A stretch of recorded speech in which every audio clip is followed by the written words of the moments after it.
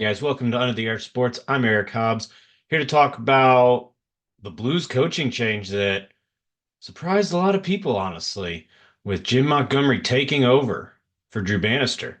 Before we get into that, please, guys, go ahead and subscribe to our YouTube channel and find us on Facebook, on Instagram, on X, and on Spotify. This is a move that I think some people kind of half-heartedly, jokingly suggested when Jim Montgomery was fired by the Boston Bruins on November 19th. It didn't seem realistic. You don't see head coaches just fired for no reason except there's a guy available who's better. It doesn't happen very much, especially when Drew Bannister, in this case, just had the interim tag taken off and was just signed to a full-time deal. So that's wild. You got to feel for Bannister in that regard. That this was out of the blue. If Jim Montgomery had not come available, I don't think this happens at all. I mean, make no mistake, the Blues were not performing, and it was looking like it's going to be a rough year. That's all true, all valid. They weren't going to fire him. This is about being super aggressive and the Blues thinking Jim Montgomery is just a winning coach who is suddenly available, has ties to the franchise, and just going for it.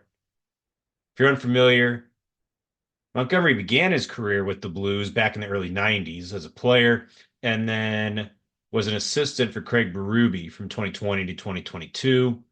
That was after he coached the Stars, before he coached the Bruins, and won Coach of the Year with them. It was stunning because, as I said, this was a move people talked about in like a joking manner. Man, wouldn't it be awesome did that? Yeah, right. That is that sort of thing. You know, with this, there's a lot of intrigue when it comes to general manager Doug Armstrong. This is now what, three head coaches in a calendar year? That's where this team is at. So what do you do with that? That much fluidity is never a good thing, but circumstances are a little different. They're also different because of the unique situation I just laid out with Montgomery coming available unexpectedly, but also different because you know that there is a change coming at the general manager position with Alexander Steen waiting in the wings to take over as the GM. There's questions. How much was Steen involved in this? Is this one where he's like, look, I want this dude to be my coach? And Armstrong's like, well, okay, fine. I'm not going to be here. You own it if it goes wrong. Or was this just him acting on his own, thinking he's making an aggressive move? Armstrong showed he doesn't really care about precedent or the norm, just going after the Edmonton guys, Broberg and Alwood. You just going after them and just kind of disrespecting the norms. It's an interesting move. I like it. The guy has shown Montgomery, he's shown he can win. Bannister, So it's an encouraging sign that they're trying to do something. The team has to find ways to just have this roster evolve in terms of getting more defense, but also getting more offense. So, the special teams, the power play is still awful. How are you going to fix that? And yes, injuries are going to help as dudes get healthy.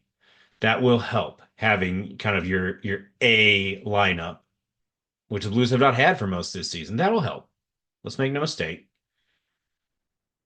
But it's intriguing.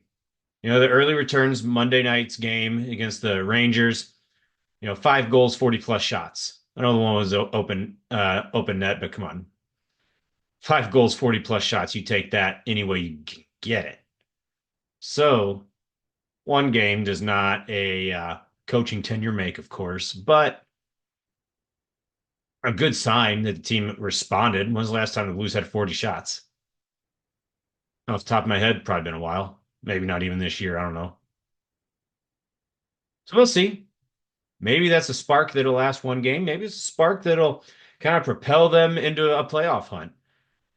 The Blues have played more games than anybody in the Western Conference, but they still are just 5 points out of third place in the Central. So there's time if they get hot. We'll see what happens, guys. As the season continues to unfold, we'll have you covered with updates throughout the year. We're also talking Mizzou basketball. Mizzou football still going. And hey, you know what? The Cardinals are well, we're gonna see how that implosion goes. Keep it tuned here to Under the Arch Sports. Thank you guys for watching.